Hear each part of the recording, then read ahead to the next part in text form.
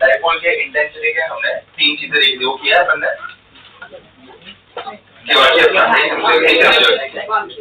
Intensity due to dipole dipole की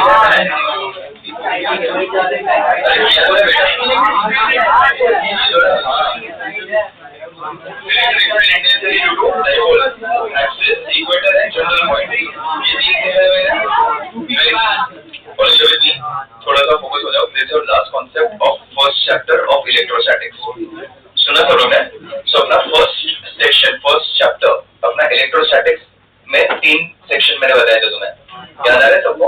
उसमें से तुम्हारा first part electric charges and electric field हमने स्टार्ट किया था we started with charge we started with characteristics of charge उसके न्यूमेरिकल्स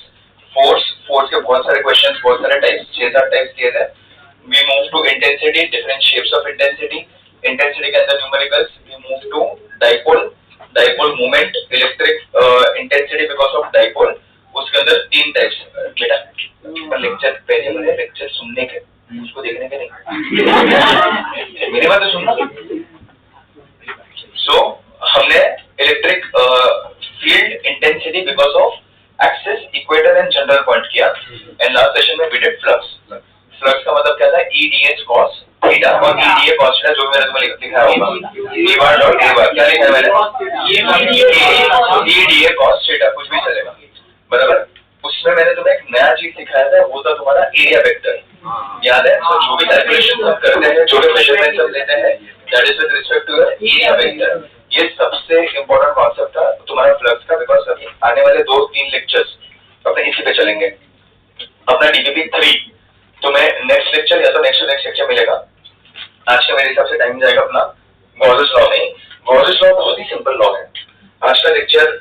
हर बार मैं बोलता हूँ यार ज्यादा काम नहीं है ये नहीं है ऐसा बोलता हूँ आज है ना आज काम कैसा पता है विजुअलाइजेशन का आज का सिर्फ तुम्हें नजरों के सामने तुम्हारे दिमाग में पिक्चर्स इमेजेस बनने चाहिए Today's total lecture is dependent on your visualization. मैं तुम्हें सिखाऊंगा कि कैसे विजुअलाइज करेंगे चीजों को मैं रूल्स में बताऊंगा पहले तो गॉस लॉ ने हमें बताया क्या पहले वो अंडरस्टैंड करते हैं नहीं चलो उसने एकदम सिंपल चीज बोली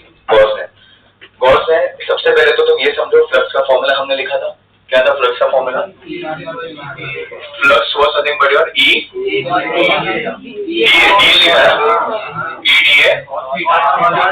ये तुम्हारा ईडीए cos थीटा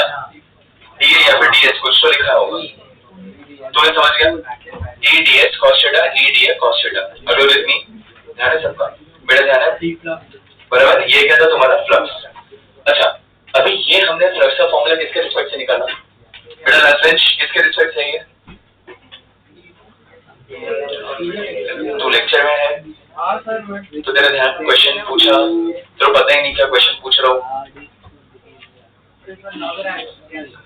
सेटल हो जाओ ना इधर आ जाओ फर्स्ट बेंच पर तो फर्स्ट बेंच पे आ जाओ इधर खाली है इसका तो इधर फिट हो जाएगा सुनो so E D A cos theta ये फॉर्मूला हमने किया था विद रिस्पेक्ट टू इंटेंसिटी किसके रिस्पेक्ट से आया इंटेंसिटी कहां से आता है चार्ट मतलब लाइंस ऑफ फोर्सेस मेरे बोला फोर्स का टेस्ट क्वांटिटी अच्छा वो इंटेंसिटी क्रिएट किधर से हुआ रीडिंग इंटेंसिटी आया फील्ड कहां से आया चार्ज से कहां से आया वो चार्ज में से आया भाई अगर विद मी तो मैं इलेक्ट्रिक फ्लक्स को विद रिस्पेक्ट टू चार्ज से तो लिख सकता हूं ना मैं सुना कि नहीं सुना सेकंड बेंच मैं फोकस करो इधर लेक्चर सुनो आज का लेक्चर सिर्फ विजुअलाइज करना है सुनना है समझना है एकदम चिंदी को कॉन्सेप्ट कुछ नहीं है एकदम इजी कॉन्सेप्ट है लेकिन वो समझना वो नेसेसरी है ठीक है सी चार्ज के हिसाब से मैं फ्लक्स का फॉर्मूला डिफाइन कर सकता हूँ कि नहीं कर सकता हूँ इंटेंसिटी बना किस में से लाइंस ऑफ फोर्स है लाइन्स ऑफ फोर्स आता किधर से है, चार्ज में से। सो मैं फ्लक्स का फॉर्मूला और एक में लिख सकता हूँ विद रिस्पेक्ट टू चार्ज। जितना ज्यादा चार्ज उतना ज्यादा लाइन्स ऑफ फोर्स होगा,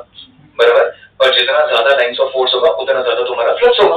कॉमन सेंस की बात है। सो गॉस लॉ ने हमें और एक कंडीशन दिया, वो था कि मैं फ्लक्स को ऐसे भी लिख सकता हूँ, मैं फ्लक्स को लिख सकता हूँ Q अपॉन एप्सिलॉन नॉट। क्या लिख सकता हूँ फ्लक्स को? मतलब इन शॉर्ट उसने क्या बोला कि भाई जो भी टोटल फ्लक्स रहेगा वो डिपेंड किस पे करेगा पता है कि भाई कितना तुम्हारा टोटल चार्ज है, किस पे डिपेंड करेगा,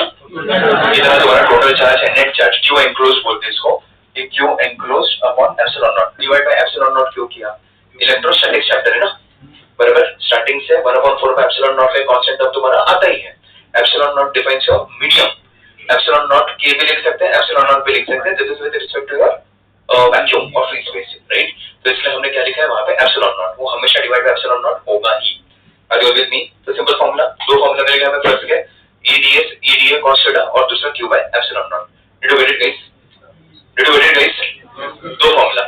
कॉमन सेंस वाला फॉर्मूला था ये, जितना ज्यादा चार्ज उतना ज्यादा फ्लक्स, लेकिन मीडियम कंडीशन भी तो कंसीडर करना पड़ेगा, तो उसे डिवाइड बाय क्या कर दिया, इलेक्ट्रोस्टैटिक से इसलिए divide by epsilon not. Easy. अभी गॉसेस लॉ बोलता क्या है, उसने ऐसा बोला कि मैं कोई भी चीज, मुझे अगर फ्लक्स निकालना हो या फिर मुझे अगर फील्ड निकालना हो, मैं फ्लक्स बोलूं, फ्लक्स का मतलब पता है ना, load, number of lines of force passing normally through the given area. बच्चों याद आ रहा है सबको क्या हुआ, number of lines of force passing normally through the given area, इसका मतलब क्या था तुम्हारा, फ्लक्स था। यस और नो? चलो अभी इसमें हम सिंपल सा कॉन्सेप्ट अप्लाई करते हैं। एक मैं तुम्हें लाइव एग्जांपल देता हूँ, उससे तुम समझो कि गॉस लॉ क्या बोल रहे थे। मुझे एक बात बताओ कि अगर रुपेश सर आ रहे तुम्हारा अटेंडेंस लेना है, ठीक है, तो वो अटेंडेंस किसका लेते हैं, कौन सा बैच है, B2?